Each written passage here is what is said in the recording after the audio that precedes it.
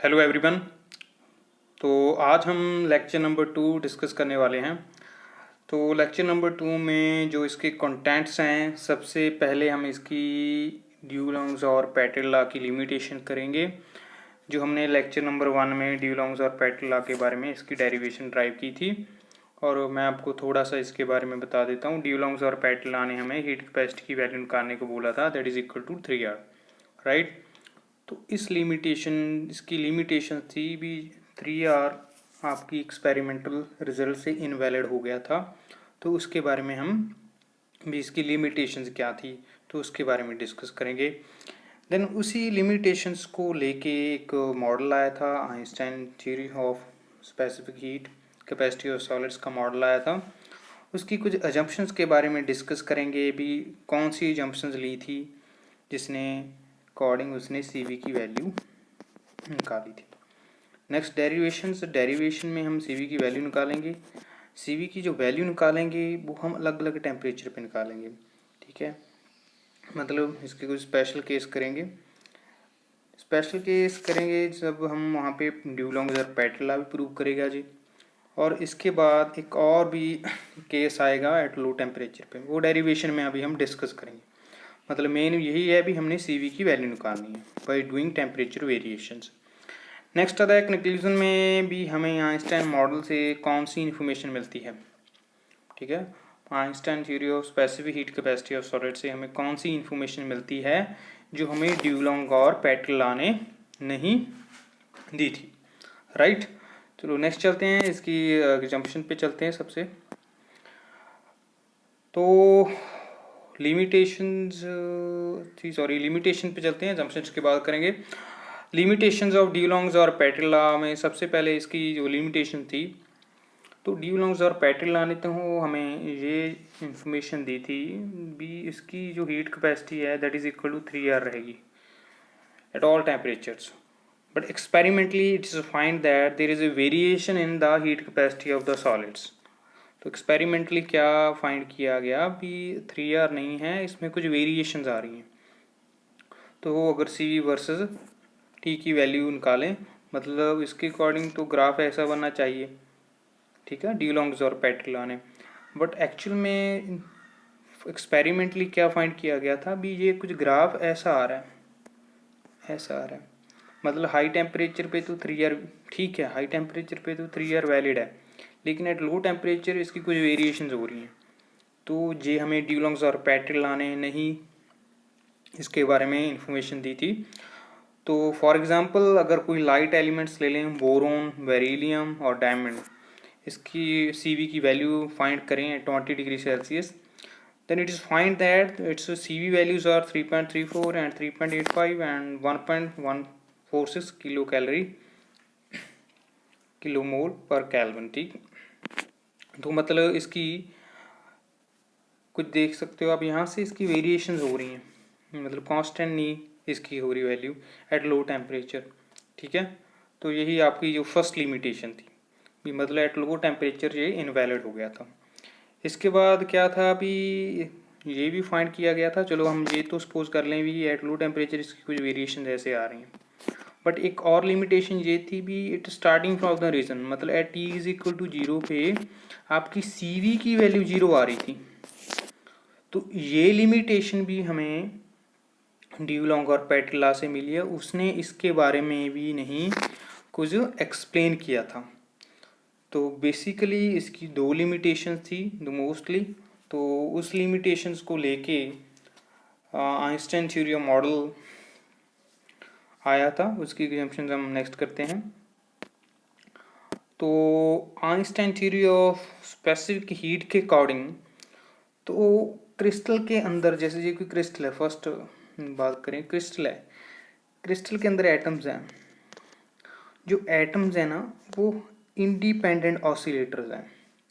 Oscillator means they are moving to and fro motion, ठीक है, to and fro motion कर रहे हैं, जिसमें वेरिएशन हो रही है किसमें, kinetic energy plus potential energy, मतलब पोटेंशियल एनर्जी और काइनेटिक एनर्जी की वेरिएशन हो रही हो सकता है किसी टाइम काइनेटिक एनर्जी ज़्यादा तो पोटेंशियल एनर्जी कम है, right. That is the basically is called oscillators.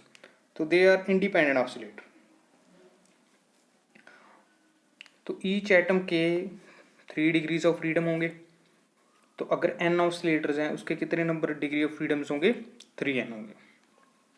ठीक।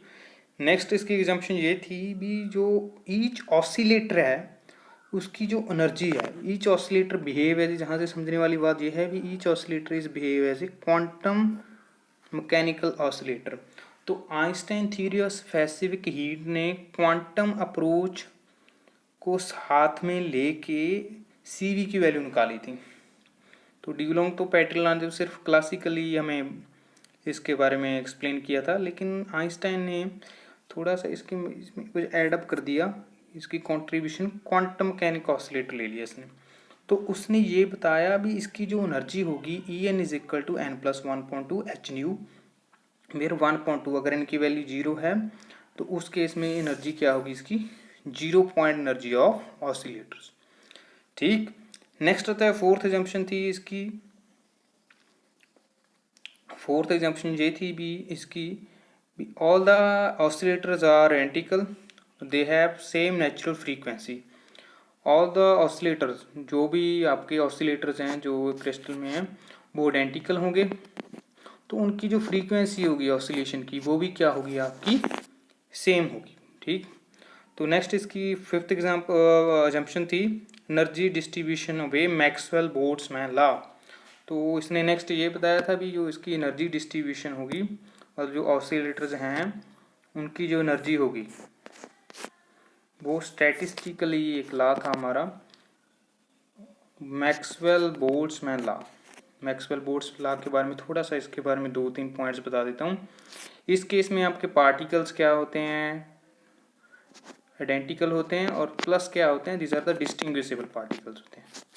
ठीक है।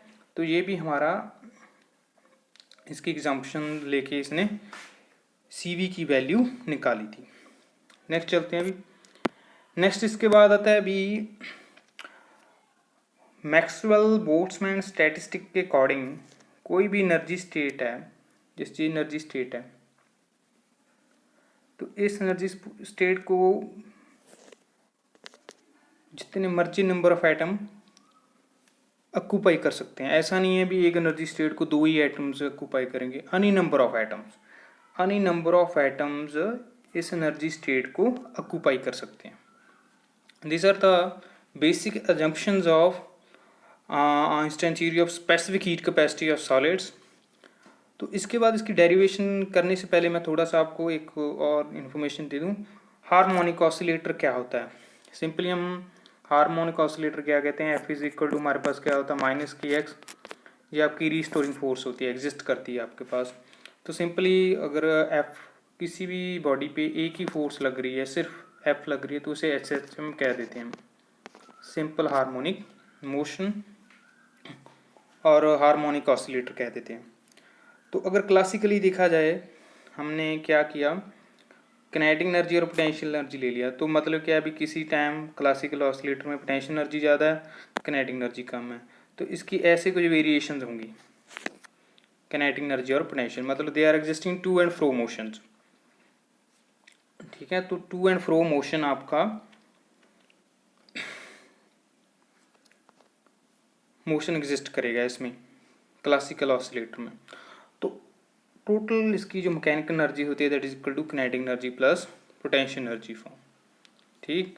But quantum mechanical oscillator exactly same ही होता है क्लासिकल ऑसिलेटर में। बस फर्क इसमें यही है भी इसमें जो मैकेनिकल एनर्जी वाली टर्म है इसे हम हैमिल्टोनियन ऑपरेटर से रिप्लेस कर देते हैं, हैमिल्टोनियन ऑपरेटर से रिप्लेस कर देते हैं। आप देख सकते हो Hamiltonian operator that is quantum mechanically that is x square plus P square. This first is potential part, this is kinetic energy part. तो क्वांटम मैकेनिकल ऑसिलेटर में इसे हैमिल्टोनियन से चेंज कर देते हैं। तो किसी भी बॉडी पे हम वेव फंक्शन पे एच अप्लाई कर देते हैं जो हार्मोनिक ऑसिलेटर के लिए होता है, तो वह हमें उसकी एनर्जी वैल्यूज देता है, आइगन वैल्यूज हमें बता देता है। ठीक है। तो फर्क यही है, सिर्फ इसमें भी उसमें हम मैकेनिकल एनर्जी होती है that is kinetic energy plus potential energy. तो इसमें इस सिस्टम को पूरी की मैकेनिकल एनर्जी को हमें एक हैमिल्टोनियन ऑपरेटर से चेंज कर देते हैं, that is the quantum mechanical oscillator. ठीक, नेक्स्ट आते हैं इसके Maxwell Boltzmann distribution. According to the Maxwell Boltz distribution of energy, average energy of one dimensional oscillator, तो वन डिमेंशन ऑसिलेटर की average energy according to Maxwell Boltzmann distribution statistically approach के अकॉर्डिंग इसकी derivation का result ये होता है हमारा, n is equal to zero infinity E N E की पावर ई एन अपॉन के B T, N is equal to zero summation infinity E की पावर माइनस एन के बी टी, फिर E N is the energy of nth state. तो K B इसमें आपका क्या है, बोल्ट्जमैन कांस्टेंट है। तो इस केस में आप देख सकते हो, तो ई एन की वैल्यू हमारे पास क्या है according to quantum mechanical oscillator, E N is equal to n plus 1.2 H nu, where h is Planck's constant, यहाँ पे थोड़ी सी मिस्टेक होगी, स्पेलिंग मिस्टेक है, यहाँ पे 1.2 आ गया, एच न्यू, न्यू आपकी क्या है इसमें फ्रीक्वेंसी है।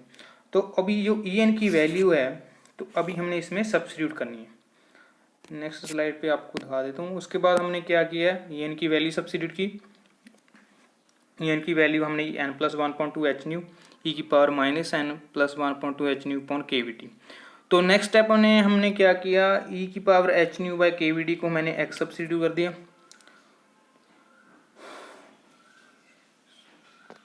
एच न्यू बाई के वी टी को, sorry E h nu upon k we T को मैंने एक्स सब्स्टिट्यूट कर दिया।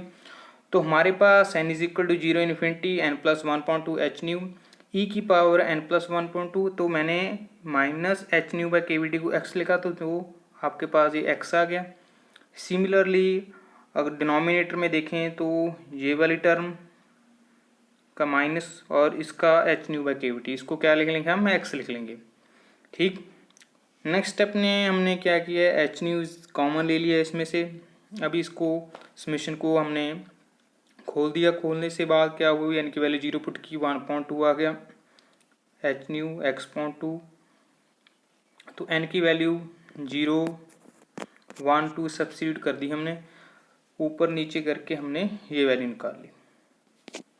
ठीक, सिंपली मैथमेटिक्स अप्लाई किया और एन की वैल्यू सब्स्टिट्यूट की, तो वहाँ से हमने इसकी वैल्यू निकाल ली, इसको थोड़ा सा एक्सपेंड कर दिया।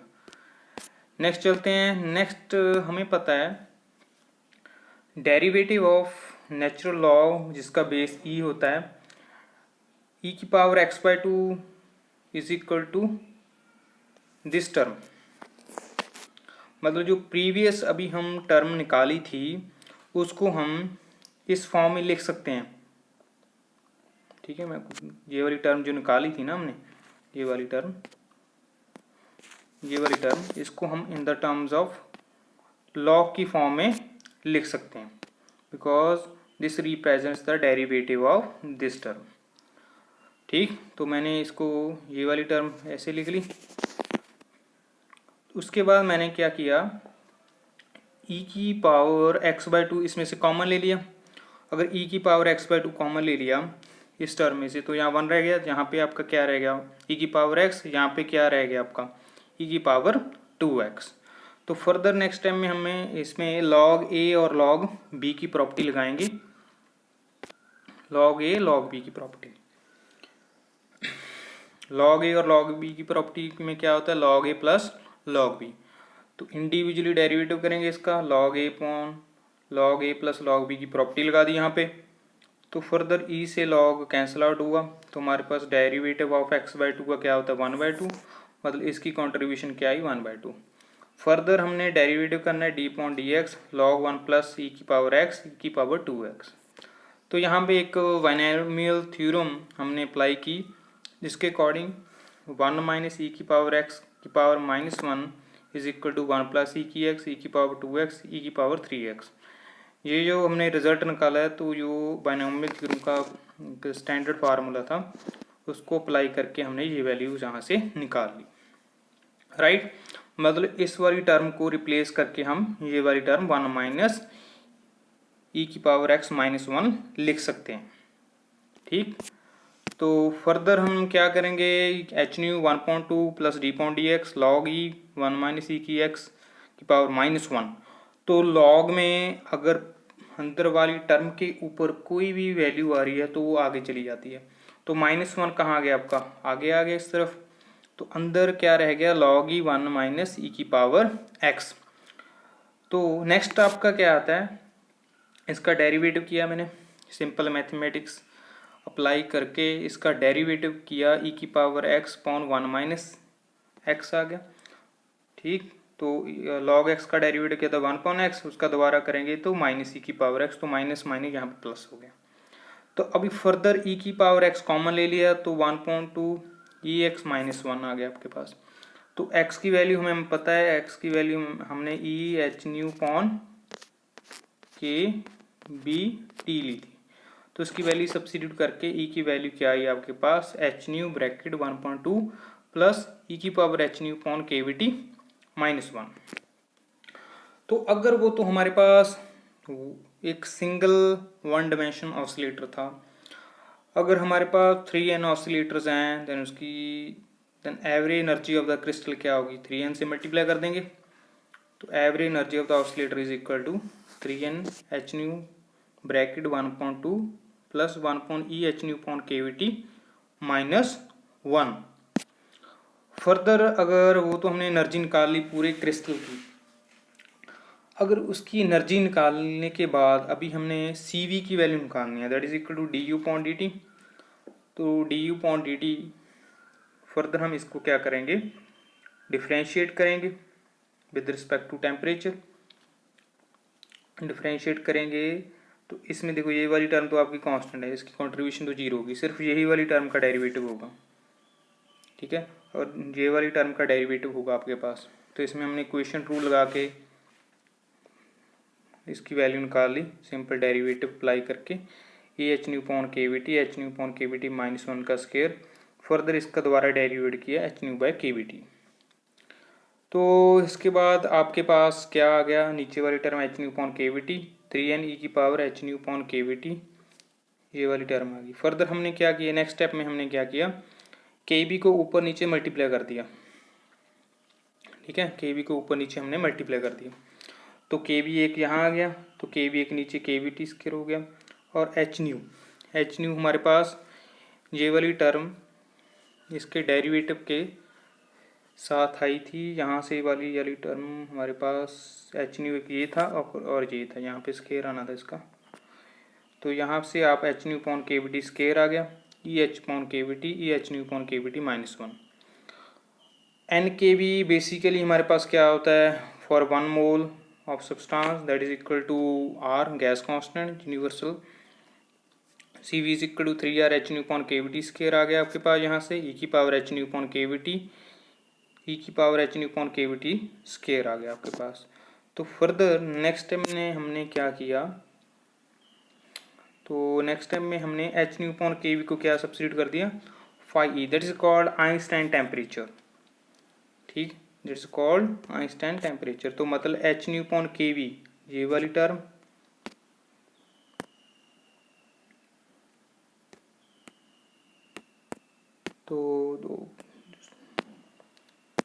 तो h nu k we, T को नहीं, h nu by k, that is called Einstein temperature. तो फर्दर हमने उसकी वैल्यू सब्स्टिट्यूट कर दी। तो नेक्स्ट आता है इसके बाद भी phi E, that is called Einstein temperature. तो फाइनली हमारे पास ये इक्वेशन आ गई थी 3R phi theta E upon T square, E theta E upon T, theta E basically is the Einstein temperature. ठीक, तो ये हमारे पास CV की वैल्यू आ गई थी। तो अभी इस CV की वैल्यू को हमने टेम्परेचर के साथ वेरिएशन करके कुछ रिजल्ट निकालने हैं। ठीक, तो फर्स्ट स्टेप में अगर T की value theta E Einstein temperature से बहुत ज़्यादा है, आइंस्टाइन टेम्परेचर से बहुत ज़्यादा है, तो मतलब e theta e plus e theta ई पॉन टी को 1 plus theta upon e power t लिख सकते हैं, क्योंकि फर्दर जो टर्म्स आएंगी वो बहुत ज़्यादा स्मॉल हो जाएंगी। तो फर्स्ट उसकी 2 टर्म्स कंसिडर करेंगे एक्सपोनेंशियल की। तो इसकी वैल्यू यहाँ सब्स्टिट्यूट कर दी हमने। ठीक, तो करने के बाद 1 plus theta e point T -1 से और 1 से तो कैंसिल आउट हो गया, तो नीचे वाले थीटा ई पॉइंट टी का स्क्वायर रह गया, तो ये इससे कैंसिल आउट हो गया। तो हमारे पास 3r 1 plus theta e point t रह गया। फर्दर हमने क्या बोला, t is greater than theta e, तो यही अभी ये थीटा ई पॉइंट वाली टर्म नेग्लेक्ट हो जाएगी। तो हमारे पास क्या हो गया, 3r ड्यूलोंग्स और पेट्रिला, मतलब t is very greater than theta e, मतलब इसके लिए हम क्या कह सकते हैं, एट हाई टेम्परेचर। तो यही तो ड्यूलोंग्स और पेट्रिला ने हमें बताया था भाई भी, अगर टेम्परेचर बहुत ज़्यादा है तो उस केस में हमारे पास जो स्पेसिफिक हीट कैपेसिटी होगी वो आपके पास क्या होगी, 3r होगी। तो यही तो हमारा ड्यूलोंग्स और पेट्रिला का था। तो इसने आइंस्टाइन ने उसको इसके बारे में एक्सप्लेन कर दिया, राइट। तो नेक्स्ट चलते हैं। इसके बाद if the temperature is low in comparison to theta e, मतलब टेम्परेचर थीटा ई से बहुत ज़्यादा स्मॉल है, तो उस केस में आपका theta e point t plus 1 को क्या लिख लेंगे, ई की power theta e point T, क्योंकि इसकी वैल्यू बहुत ज़्यादा होगी एज कंपेयर टू 1, तो इसलिए उसको हमने ई की power theta e point T लिख लिया। तो फर्दर सी वी की वैल्यू वो जो फर्स्ट क्वेश्चन ये वाली इक्वेशन में सब्स्टिट्यूट करेंगे, इस वाली इक्वेशन में ऊपर देख सकते हो आप, इस वाली इक्वेशन में सब्स्टिट्यूट करेंगे। तो फर्दर हमने क्या किया, ई की power theta e point t plus 1 की वैल्यू, ई की power theta e point t value substitute की उस वाली इक्वेशन में, तो सी वी की value 3r theta e point t, e की power theta e point t, j वाली टर्म आ जाएगी आपके पास, जे वाली इससे कैंसिल आउट होगी, ठीक है। तो भी फर्दर आप क्या कह सकते हो, अगर t इज इक्वल टू 0 है तो ई की power theta e point T is equal, मतलब इस केस में आपकी डोमिनेट टर्म कौन सी है, ई की power minus theta e point T. तो अगर t की वैल्यू 0 है तो सी वी की वैल्यू भी 0 आ रही है। तो कंक्लूजन यहाँ से ये निकला भी, Einstein theory of specific heat capacity of solids ने इसकी जो मॉडल था, थ्योरेटिकल एक्सप्रेशन थी आपकी, वो एक्सपेरिमेंटल रिजल्ट से मैच हो रही थी, ठीक। तो इसने ड्यूलोंग्स और पेट्रिला की फर्दर वैलिडिटी को ख़त्म कर दिया आइंस्टाइन मॉडल में, मतलब उसने बता दिया भी अभी तेरी ज़रूरत नहीं है ड्यूलोंग्स और पेट्रिला को भी, उसने अपना मॉडल आइंस्टाइन जो एक्सपेरिमेंटल रिजल्ट था उसके साथ वेरीफाई करवा दिया। तो यहाँ से इनवैलिडिटी हो गई थी ड्यूलोंग्स और पेट्रिला की। तो आइंस्टाइन ने उसको अच्छे से एक्सप्लेन किया वाई क्वांटम मैकेनिकल अप्रोच से, ठीक। तो नेक्स्ट लेक्चर नंबर 3 में हम डिस्कस करेंगे इसकी फर्दर, इसकी लिमिटेशन थी हमारी आइंस्टाइन थ्योरी ऑफ मॉडल की, तो उसको किसने एक्सप्लेन किया था, डिवाई मॉडल ने उसको बारे में अच्छे से एक्सप्लेन किया था। Okay, thank you very much.